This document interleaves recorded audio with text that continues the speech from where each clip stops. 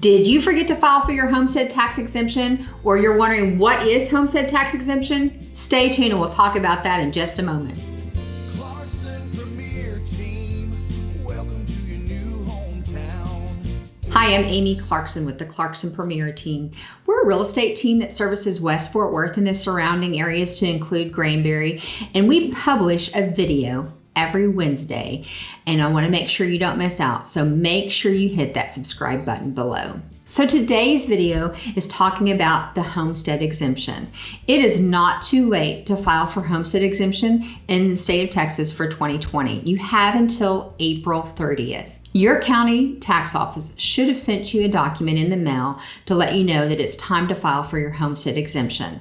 But if you did not receive that, or you lost it, forgot to do it, good news is there is still time for you to file for it. I'll put a link below for you to download that document, fill it out, and turn it into your county office. What is the homestead exemption, you ask? A homestead exemption saves you money on your taxes. The exemption removes part of the value of your property's taxation rate. So for instance, if you have a home that is valued at $100,000, with the homestead tax exemption, you can subtract $25,000 from the value, and you will only be taxed on the value of $75,000 as opposed to $100,000. So it will save you money on your taxes. There are several different types of exemptions that you can qualify for. Of course, the first one we talked about is the homestead exemption. There is disabled individual that you may qualify for.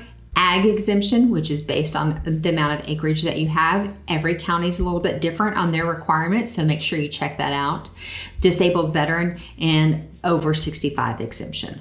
All of those exemptions need to be filed with your county tax office so that you can have your tax savings. In order for you to qualify for your homestead tax exemption, you must have lived in the property as of January 1 of that calendar year, and you have up until April 30th to file for that tax exemption.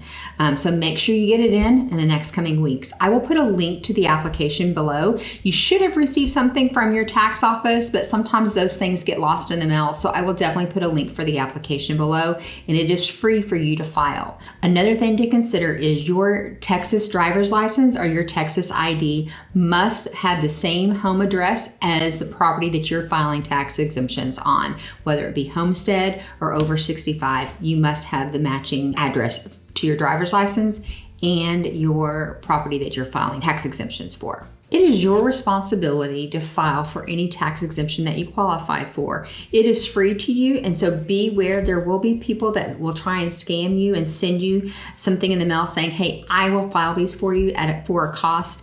It is free to you. You do not have to pay, so make sure you watch out for those kind of letters that may come in your mail. We love to help answer any kind of questions that you might have around your property, so feel free to reach out to us anytime. We're going to put our contact information below, and we would be happy to have any kind of conversation you'd like about your real estate needs. Have a great day.